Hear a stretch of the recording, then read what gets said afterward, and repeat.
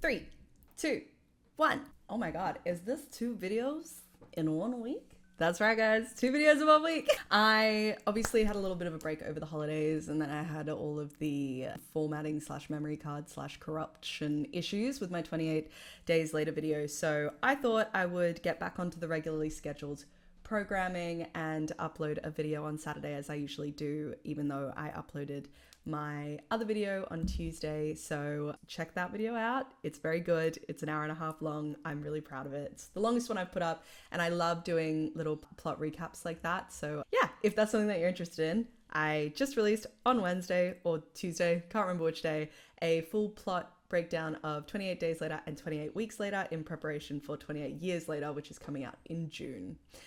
Also, can I just say, sorry, I'm being blown up by text messages right now.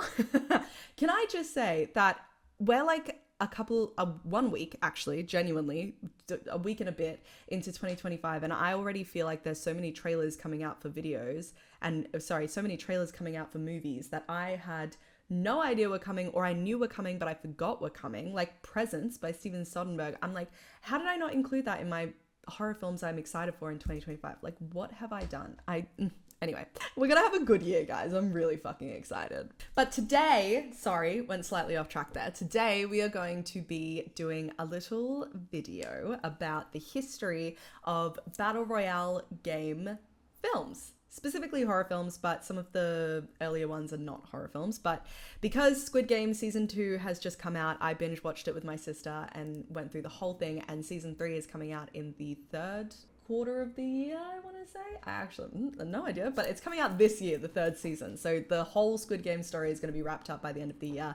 And I think it's like the most culturally relevant Battle Royale show slash film media at the moment.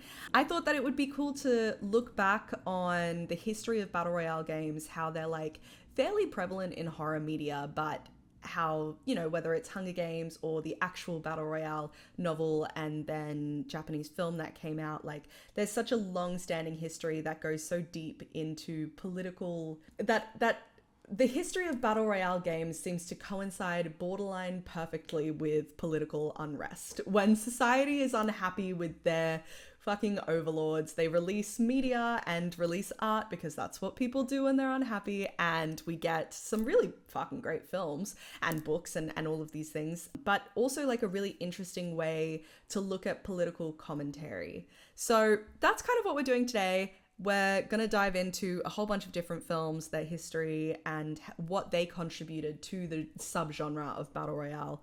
And yeah, I have nothing more to say. Let's just jump into it. So the definition of a Battle Royale film, right, as according to Google.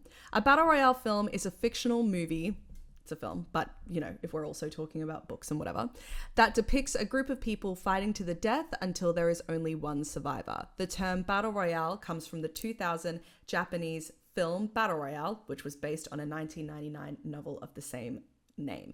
We will talk a lot more about that book in a sec. I read it when I was a teenager, and it's such a good book. But I had no idea that the actual term Battle Royale, which has just been around since I existed, which makes sense, I was born in 1997, came from that book. Like, it just feels like something that's been in the colloquial zeitgeist forever. Famously, the Battle Royale subgenre became incredibly popularized, especially with young people, via Suzanne Collins' The Hunger Games.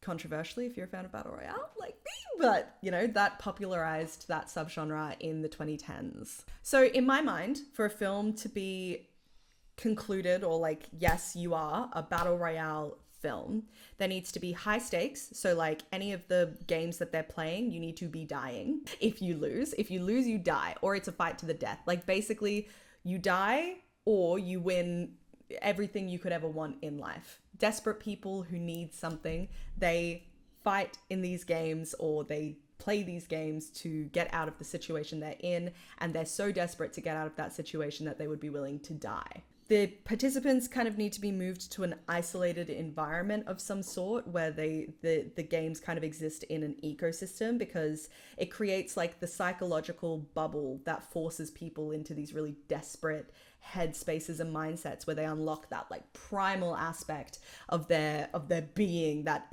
enables them to be able to kill other people. There has to be a really hardcore focus on characters and the psychology between the characters, and it needs to be like a PvP kind of situation. These people need to be fighting against each other. And I think across the board, as I mentioned at the start of this video, Battle Royale films talk and social commentary at the end of the day. That's what they literally always are. Now, let's dive into the fun part where we talk about the film. So the earliest example of a Battle Royale film that I could find, but please let me know if I've missed anything, is 1932's The Most Dangerous Game. Or if you're from the UK, The Hounds of Zarif, apparently. It was based on the short story by Richard Connell, which came out in like 1920 something.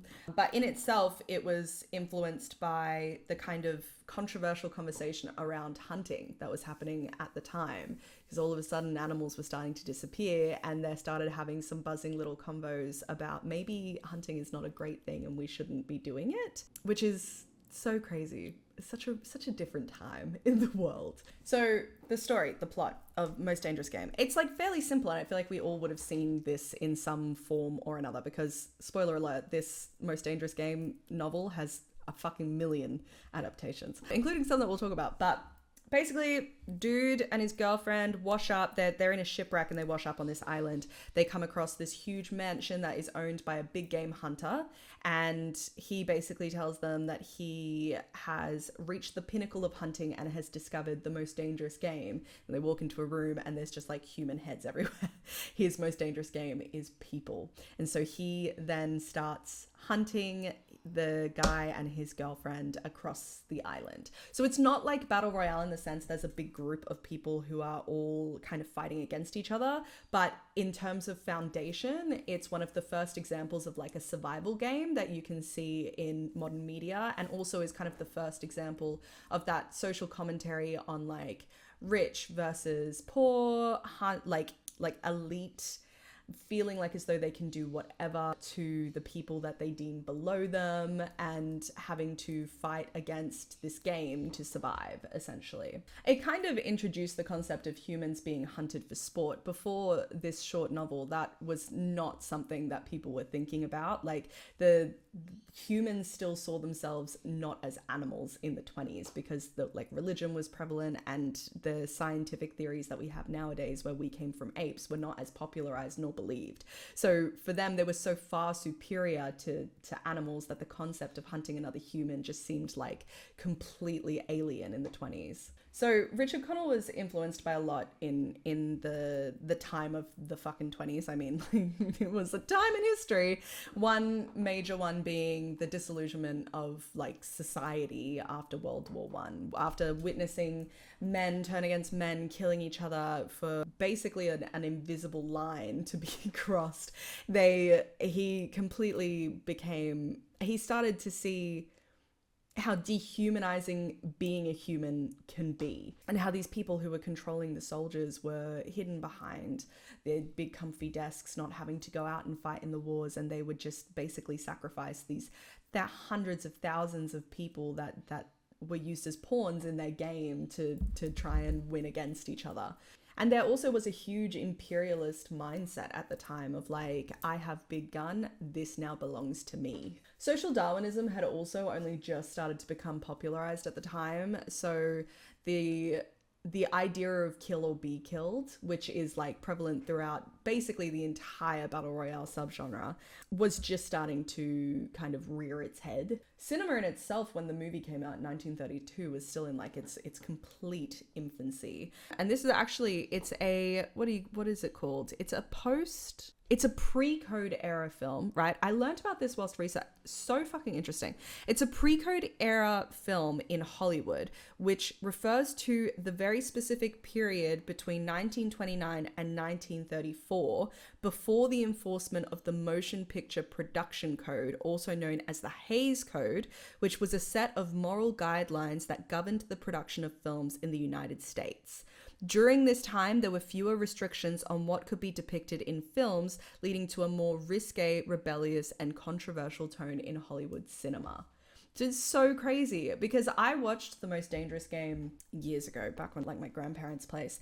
And I remember thinking that it was a lot more like, it's a fairly controversial topic for the time. And it was a lot more graphic than I would have expected a film from the 30s to be. But reading that, it makes a lot of sense. And also like, I feel like post-war era was so chaotic because society was re-beginning. Everything wasn't just centered around this common goal and this common enemy. All of a sudden we were emerging out of that conflict and like, what is the state of our nation, you know? And they were still building the rules, and in that, individualism all of a sudden became a huge thing as well, where no longer were we at a common goal. We now were making our own way and being our own people until World War II. But like that as well, in like kill or be killed, fight or be fought, who came out rich in the war, who came out poor and injured and their families destroyed by PTSD, and there was a lot more animosity between the classes because of it. There are honestly a million adaptations of the world's most dangerous game. What's it called? The Most Dangerous Game. There are a million adaptations of The Most Dangerous Game, including on the list was Ready or Not, which I found interesting. So I'll talk about that movie in a little bit.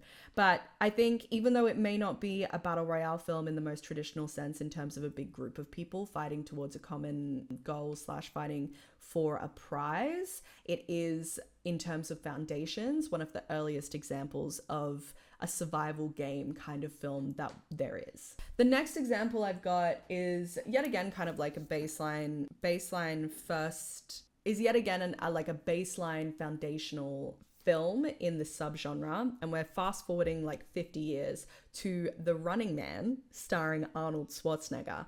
This is an action film, and it's an 80s action film, so it's a great action film. And this is one of the first films that we have as an example of a big group of people competing on a game that is being exploited. So the film, here's a synopsis, right? We'll get to the other stuff in a sec. Here's a synopsis. The film is set in a dystopian United States between 2017 and 2019. So funny. Featuring a television show where convicted criminal runners must escape death at the hands of professional killers. It's loosely based on the 1982 novel The Running Man, which I'll get into in a sec. So this is one of the first examples that we've got of an actual group of people fighting for their lives, essentially for a common goal, for a prize, and that fight / game being exploited for entertainment by the elite or by the masses or by the government or by yada yada yada yada, to basically strike fear into the hearts of society that if you do something wrong and become a criminal, you might be put in these games, you might be killed. So it's foundational in the plot. And it's funny that it says that it's loosely based on the Stephen King film because it has so many lawsuits against it for people saying that it ripped off the plot. One of which was a lawsuit that determined the movie was plagiarized from the 1983 French film Le Prix du Danger, otherwise known as The Price of Danger, which was directed by Yves Boisset, which was made after Robert Sheckley's 1958 short story, The Prize of Peril. And it also was said to have ripped off the 1970 West German TV movie Das Millionenspiel, The Million Game. And then also Stephen King sued them for The Running Man. It's like, I guess the concept is something that exists in the zeitgeist. Sorry to use the term zeitgeist twice in one section, but it does. Like, it's a group of people competing and fighting against something, like it's for a prize, but then that turning deadly is something that I think would be a common thought come together by a group of people, but they did have to pay all of these bitches money. So I guess they kind of stole shit. Specifically The Running Man, they literally named it The Running Man. And like Stephen King, under the pseudonym Richard Buckman, had written that short story. In very exciting news though, since 2021, Universal Pictures has been working on a remake, and we now officially know that Edgar Wright is going to direct it. Edgar Wright of Shaun of the Dead fame and the Cornetto trilogy, and does fucking amazing films, and I love him.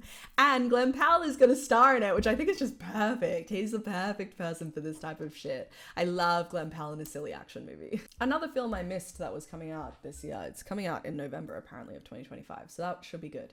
But yeah, basically Running Man, first example that we see in Western media of a big group of people being televised, fighting to the death, to basically be made a point of. Okay, so now we're going to move into the film slash media that like defined the genre in terms of where it is now. So this is like modern day when we think of Battle Royale as a subgenre, it is in line of what we think. So the previous two films were more so foundational, they shared some themes, they kind of set the baseline of where the subgenre was going, and now we've got boom, we're here, we're in the modern era, and it's definitive. So I obviously couldn't talk about Battle Royale films without talking about Battle Royale. The book, the Japanese book, originally written by, why have I not written this down? Kushan Takami. Originally written by Kushan Takami, and then adapted into a film a year later in 2000, which was massive in Japan and incredibly controversial. So the book tells the story of junior high school students who are forced to fight each other to the death in a program run by a fictional fascist totalitarian Japanese government known as the Republic of Greater East Asia. So this was like, boom, Battle Royale is here. It completely popularized the subgenre, especially in Japan, but it started getting like, you know, the concept started weeding its way into Western media as well. The book was massive. As I said, I read the book when I was younger. I read that book before I read The Hunger Games. Interestingly enough, he actually got the name slash title of Battle Royale from pro wrestling, which I think makes sense because whenever you look at WWE, anything, that kind of stuff, like when I was younger, Battle Royale for me was synonymous with wrestling. In terms of the world building and the fascist totalitarian government, he was incredibly inspired by his upbringing in 1960s Japan, when large groups of revolutionaries fought back against police brutality. And he was also heavily influenced by Stephen King, because the influence this man has had, oh my God, I should just do a video purely on every single book Stephen King has ever written.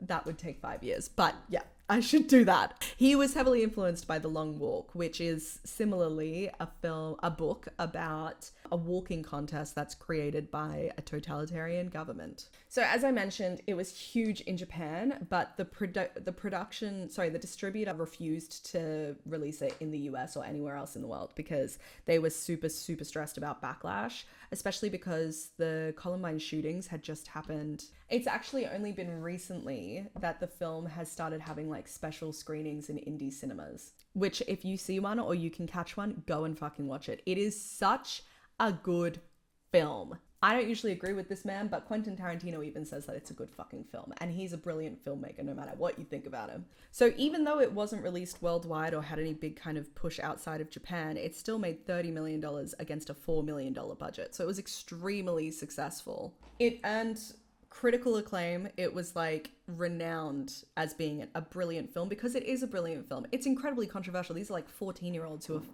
graphically killing each other, but it also is done in a brilliant way. And Quentin Tarantino said it was his favorite film, one of his favorite films from the past 2 decades. If you're a big Quentin Tarantino fan, that should convince you to watch it. Many have actually compared the reaction of the release of Battle Royale in Japan as very similar to the reaction that the UK had to A Clockwork Orange. It was like, oh my God, I can't believe that you guys are saying this shit about the government. I can't believe that you guys would insinuate that this could be a possible future outcome.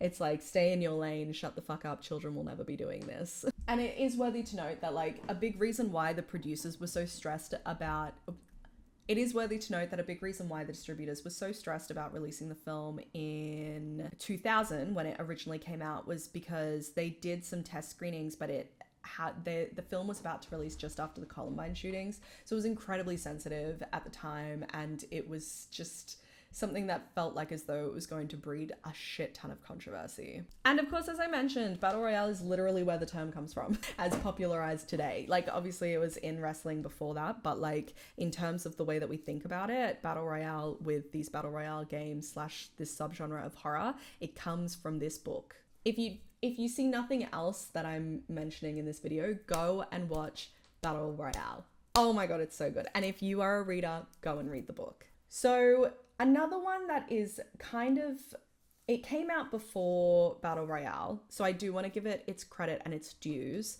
Cube, which came out in 1997. If you haven't seen this film, it's a really, really solid film. Very simple concept, which is another thing I love about Battle Royale films. Is simple concept and usually single location, which we all know is one of my fucking favorites.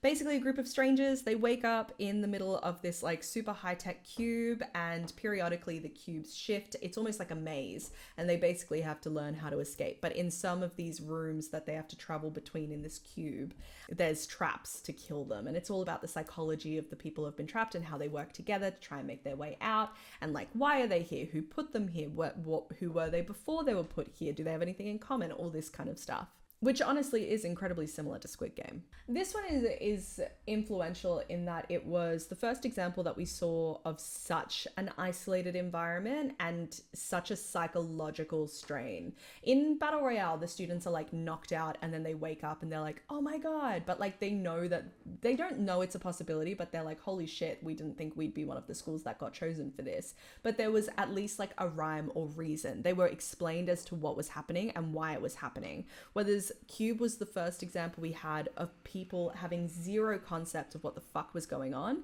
but they just woke up in the middle of this completely unexplained environment that they have no idea about, with people that they have no idea about, and with no idea what to do or how to get out. So that's something that we've seen quite a bit in more modern Battle Royale films, and so I do think it's worth giving it its flowers. The film is by no means perfect, but I think it's a really fun, short stint in Battle Royale horror. I do want to mention it. I find this really fun. So in its home country of Canada, the film was a commercial failure, but then a French film distributor called Samuel Hadida saw potential in it and spent $1.2 million in a marketing campaign, posting flyers in many cities and flying members of the cast over to France. At its peak, the film was shown at 220 French box offices and became among the most popular films in France of that time, collecting over $10 million in box office receipts, and it went on to be the second highest grossing film in France that summer. It just goes to show that sometimes a film can be incredible and it just won't be seen by the right people or by enough people for word to spread. Like, if one thing was different in that marketing campaign, it might not have actually lasted, like had the longevity that it's had to this day. So Cube helped pioneer a subgenre of survival horror that was focused more on a maze, so thinking Maze Runner, and the concept of a seemingly random group of individuals being thrown into a situation has been replicated by Escape Room, the Belko Experiment, Saw, The Circle, like a million of them. And it also has been credited for being like extremely low budget but extremely high concept, and showing how even if you don't have all the money in the world, you can come up with something that is really creative and exciting that can still feel expensive. There's nothing like, visually the film stays the same in terms of like they shot in these same rooms essentially the entire time, but it feels like the characters are still moving forward, and it completely focuses on like tension and the psychology between the group and them working together and the characters that they were building to keep the film like engaging and interesting. I think all of these films ended up, like that I'm going to talk about today, ended up garnering a cult following, so I'm probably going to repeat myself, but Cube did, even though it didn't do very well in Canada and the US when it first came out, it did eventually garner a cult following, and now is, I think, fairly well known within the horror community. And so now we move into the gigantic big blockbuster success of The Hunger Games. I don't like The Hunger Games. No offense to anybody. It just isn't my thing. It's in present tense, which I fucking can't stand when I'm reading. I couldn't get through the first book, so I have no tea, no shade towards Suzanne Collins. I just personally didn't enjoy it. I think the movies are very good. I think the acting is very good, but I never watched past the second one, so I can't comment past that. If for whatever reason you don't know about The Hunger Games, huge YA book series that was adapted into huge films. Basically, we're in a dystopian future. The world is divided into 12 districts. District 1 being the wealthiest, District 12 being the least wealthy.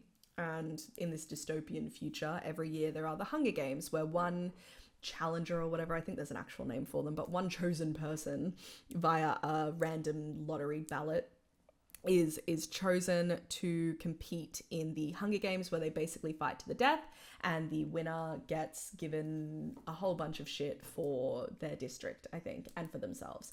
So our lead character, Katniss, her sister is the one who gets chosen in the lottery, so then she volunteers as tribute instead.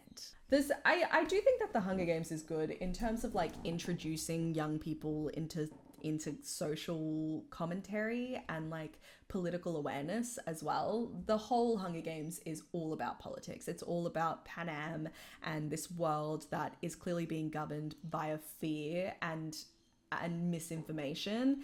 And I do think that it borrows a lot from Battle Royale, but it's okay because old mate Takami is not mad about it, so I feel like I can't be mad about it. But she just always is like, I don't know what you're talking about. And I'm like, bitch, please. I also will say that even though the Hunger Games novels aren't horror films, there's some really disturbing stuff in them as well. Like, you're literally watching children kill each other in savage ways. And also there's like horrible savage ways in the government killing them as well, and like all this kind of shit. Like, the Hunger Games are no fucking joke.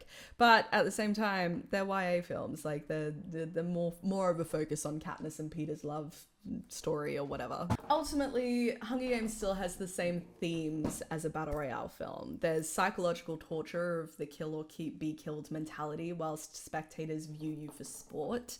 There's the social and societal commentary. There's the games themselves. Like, it, aside from being horror, it is a Battle Royale. Now, this is not necessarily Battle Royale, but it is a survival game. The next survival game film I'm going to talk about is obviously huge blockbuster hit. Huge blockbuster hit. Saw. Very different to a Battle Royale film, but same moral quandary concept, having to complete these games, kill or be killed, essentially, and the psychological torture of the people that are involved. James Wan and Leigh Whannell, my absolute, my treasure. I love Leigh Whannell. I'm so excited for Wolfman.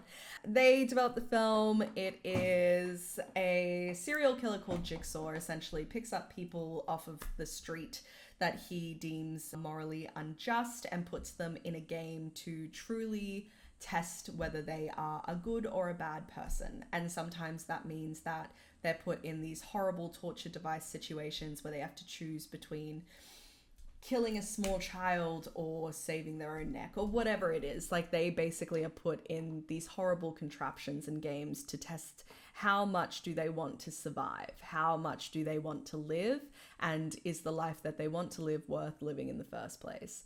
The Saw films are now known for the torture porn aspect of them, but they started off so fucking intelligent and so plot driven and amazing. If you watch the first film, yeah, it's graphic, it's gritty as hell, but it's completely different to what you would expect. Saw was the first film that firmly brought survival games into the horror genre. It was like, hey, here's this horror film that's got the game attached to it, and it basically was like, it was like Long Legs or The Substance for that period of time. It was everywhere. So unlike higher stakes survival game media like, you know, Battle Royale or the Hunger Games, where it's more of a physical test, Saw is solely about the psychological effects of the games that they're playing. It's a psychological horror at the end of the day. No matter what happens, Jigsaw always ultimately puts his victims in a position of surviving at a moral cost or dying. So they might have to kill their sister who's sitting next to them or choose to live. And that puts them in the position of wholly being confronted with who they are as a person. And at the end of the day, there's always still the concept of coercive control and manipulation by the person who's controlling the games. No matter how far ahead the people who are within the games might think that they are, they're always 10 steps behind the person who's controlling the entire environment that they're within. And that is completely the same as Battle Royale and Hunger Games. It kind of almost like goes further into the shock of the gore and the shock of what it means to die. It really grapples with death, essentially, these survival games, because when you look at Battle Royale and the teenagers and the high schoolers and how they are grotesquely depicted dying. Like, there's no sugarcoating death in these situations. You're dying because of an unfair situation that you've been placed in, and we're going to show that death is death. This is not a sugarcoated death. This is not something that is going to be light and Disney film style. Death is death, and you are dying because you're being put in this position by another person, and the only thing that you can control is the way that you react to these games, and depending on the decisions that you make, you'll either live or you'll die. I think the impact of Saw as a horror film is just like, it's just never ending. James Wan went on to do The Conjuring, Insidious. He's basically created the horror genre that we have today in terms of like crossover media and gateway horror, like horror that's approachable for people who aren't super obsessed with horror films. And Lee Wanell wrote with him the entire time, and then created incredible films like Upgrade and Invisible Man, and soon Wolfman, I'm really hoping, is incredible as well. So I think that the impact that those films had cannot be understated in any capacity. But as survival game horror, they brought a moral element into it and a psychological element into it that hadn't been seen before. All right, finally, now let's talk about Squid Game. The survival game of all survival games, Battle Royale moment of 2024 and 2023 and 2020, blah, blah, blah, whenever the first season came out. Fucking massive, huge, took the world by storm. And you can see why. It's colorful, it's fun, it's fucking terrifying. It delves into a little bit of curiosity into the tension between North and South Korea as well, but it is a commentary across all governments and the elite versus the desperate, essentially. So in Squid Game, a group of people who are completely destitute and desperate for money are put into some games where they have to compete in, known in Korea, traditional Korean children's games, and if they lose, they die. The more people that die, the more money gets put into the pot, and then the winner wins like 5 billion of whatever the currency in Korea is. But the people, most notably, not told that they're going to die before they choose to join the games. It's hugely influenced by all of the stuff that we've talked about. Specifically, Battle Royale was mentioned by the creator as being a huge influence for the TV show. So the story of how Squid Game was made. Around 2008, Hwang Dong-hyuk tried unsuccessfully to get investment for a different movie script that he had written. He, his mother, and his grandmother had to take out loans to stay afloat, but still struggled amid the debt crisis within Korea. He spent his free time in a manhwabang, which is a South Korean comic cafe, reading Japanese survival manga such as Battle Royale, Liar Game, and Gambling Apocalypse. Hwang compared the character's situation in these works to be his own current situation and considered the idea of being able to join such a survival game to win money to get him out of debt, leading to him to write a film script on that concept throughout 2009, which obviously then got developed and turned into the TV show Squid Game. Squid Game completely took the world by storm. I think especially with it coming out around the COVID period of time, people were feeling betrayed by their governments, people were feeling untrusting of the systems that have been put in place by those governments, and that the elite seemed to kind of not have to deal with the consequences of the pandemic as well, in that they kind of seemed to get away with doing whatever the fuck that they wanted. Even if you look at influencers in LA still going to parties and shit, like everybody else is trying to protect themselves or can't work or can't get money, and these people can kind of lock themselves in their mansions and do whatever the fuck that they want. There was a lot of political unrest, there was a lot of societal unrest. There was a bigger divide between the wealthy and the poor than there had been in a very, very long time. So I think Squid Game is like kind of an example of a perfect storm situation. It was the perfect media that came out at the perfect time, that happened to be really, really amazing and hit the perfect audience. And I do think that since Squid Game, we've seen fucking shit tons of survival game stuff come out. Like, there is so much media out there for it now that it would be impossible for me to cover all of it. And I will say that survival game media has been around in Asia, like specifically Japan and South Korea, for so long in manga and in novel context, but it has been popular for so long. So everything that I'm talking about in this video is what's impacted the Western market and what I have had experience with. But I reckon that we were years behind Japan and South Korea. An example of a TV show that came out of Japan at basically the same time as Squid Game was Alice in Borderland, which kind of takes a more video game element approach to the survival game, which I think is super fun and interesting, and it's a really, really good show. Basically, she wakes up one day in this Borderland world where they have to compete in video game scenarios to live, otherwise they get like zapped by sky lightning. And then I thought I'd talk about it in this section because it was a relatively successful film, at least in Australia, which maybe it wasn't that successful overseas because Samara Weaving is Australian. But Ready or Not, as I mentioned, an adaptation of Most Dangerous Game. A woman gets married to her husband, but the tradition on the night of their wedding, before the day before they're supposed to get married, is that the family who own this like giant gaming empire, I think like a Hasbro game style thing, use this puzzle box which selects a game that they play that night. She unfortunately picks the evil game. They could have just played fucking Scrabble, but she picks the evil game, and they all hunt her for the rest of the night, essentially. It's real fucked up. But you can see why it's, you know, an adaptation of Most Dangerous Games. Samara Weaving is one of my absolute favorite scream queens. She screams like no one else. She puts her whole caboose into that shit, bro.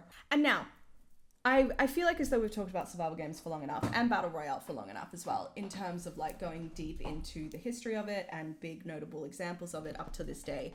These films that I'm going to talk about now are just some examples if you really like those types of films. These are some recommendations of movies that I feel like as though didn't super get their day in court, like they were a little bit underrated. I've seen all of them and I do know that they are known, but if you missed them or they've been on your list, like if you like Squid Game / Battle Royale / Hunger Games, whatever, like this kind of concept, you'll really like these movies. The first one I'll talk about is the Belko Experiment because I fucking love that movie. Oh my god, it's so fucking good. It's basically the Battle Royale concept, but the twist is that they all work in an office building together and they don't realize like they literally work together constantly, so they do know each other.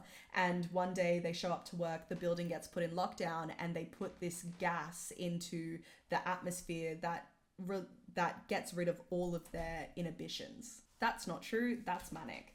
That's a very similar film. So all of these employees are working remote in Colombia in an office building. They all work together, so they know each other, and they show up to work one day and they get locked in, and a voice comes over the speaker and says if they don't start to kill each other, then they will all be killed. So this is actually a James Gunn gem. He was feeling disillusioned with society, as we all have at some point, and he came up with the concept. I think it's really interesting because it has the different element of them knowing each other to some degree, and like also knowing each other in terms of like a corporate setting where like people hold such grudges or hate people so deeply but can't do anything about it. And it's kind of like that. It shows how quickly those niceties, those office niceties, like sincerely, best wishes, whatever, go completely out of the window when your life is at stake, and how desperate people can become. And also it's this Belko experiment that's happening, and you have no idea why the company that they work for has decided to even run this fucking experiment. And it's also got an actor that I absolutely love, John Gallagher Jr. from The Newsroom, from 10 Cloverfield Lane. He's incredible, and he is incredible in this film. So I feel like it was a bit underrated. I don't remember why it wasn't really super everywhere in 2016. I think it was the time that it was released / the marketing, but a really great film, definitely one to put on your list. Circle in 2015. This is one that I randomly watched on Netflix. I knew nothing about it, and I was instantly kind of gripped by the poster and by the concept because I knew it was going to be single location and super simple plot, so I really liked that. Basically, a group of strangers, they wake up in this weird room where they're all standing on a dot in one place. They can't leave their dot, and they all wake up. They don't know each other, and they basically discover that they have to vote every minute. They have to vote for one person to be killed until there's only one person left. So this is very much a psychological, societal commentary film. There's all sorts of people in the 50 that wake up, including children, including racists, including people of color.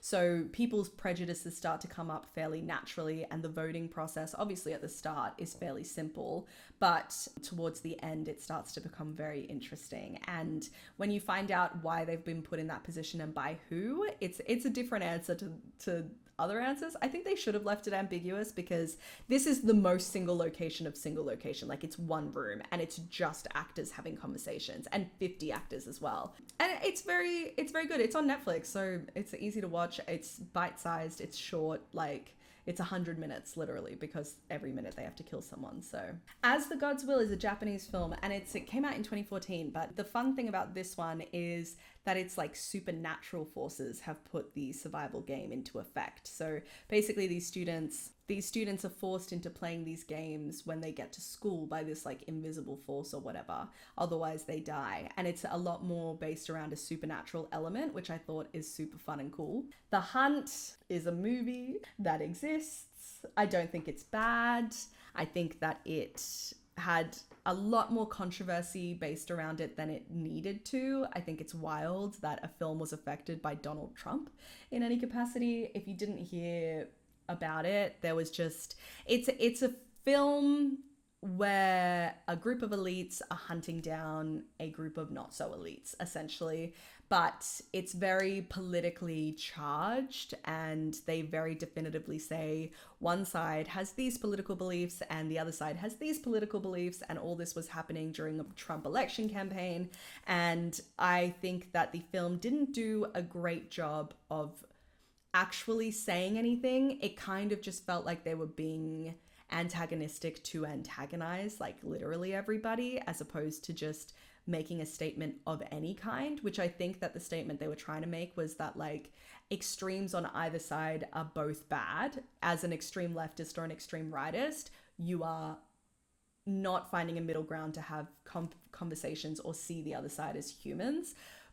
But instead, I think they said not much. It's an action movie, and I think that people should watch it and take their own opinions for it. And I do think that if it had come out at any other time or hadn't been noticed by specific people at specific times, this controversy around it would not have happened. But I will always commend a filmmaker for taking risks or trying to do something different. I just sometimes look at it and ask, why did you do it in the way that you did it? And furthermore, you didn't really do anything. Escape Room. So this was kind of big when it came out, at least in Australia. Like it was definitely in cinema, and I feel like people went and saw it as like a fun film, but I feel like it got forgotten, like left behind. Escape Room is so much fun. Like escape rooms have blown up. They are so much more popular than they used to be. And it's such a natural concept for an escape room horror film to exist. They go through the escape rooms, one by one they die, the escape rooms are real, they have to escape to survive. It works. And I just feel like people don't talk about those movies enough. I didn't watch the second one, so I should do that, but I don't know if it was any good. I know it's still got the same cast as the first one of the people who survived, but the first one is really good. It's a very fun little holiday summer banger. I have nothing more to say. I've been talking about survival games for so long. I feel like this video has just felt really long to film. I don't know why. I think like these analysis videos, I really enjoy doing them, but they're definitely more difficult than me just rambling about films that I've watched. So, I mean, I'm also happy to just stick to rambling about films I've watched if you prefer that. I think that survival games films are super fun. As I said, I love a single location. I love a simple concept, and that kind of comes hand in hand with these. Specifically, Battle Royale films are always really interesting to see a group of people and the psychology between that group as they have to grapple with the terms that they're in. And just seeing political commentary via a horror film is always something that I'm interested in. So I hope that I've given you some good suggestions today. I hope that you've been interested in the history of survival games and Battle Royale films. And I will see you guys next week for a video I'm very excited about. Bye bye.